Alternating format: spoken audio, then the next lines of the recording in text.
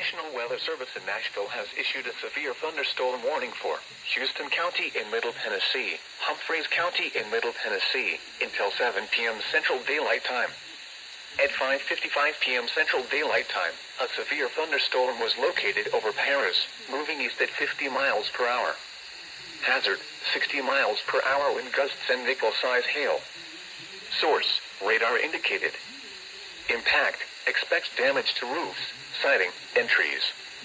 Locations impacted include Waverly, Arion, New Jacksonville, McEwen, Tennessee Ridge, Hurricane Mills, Cumberland City, and Houston County Airport.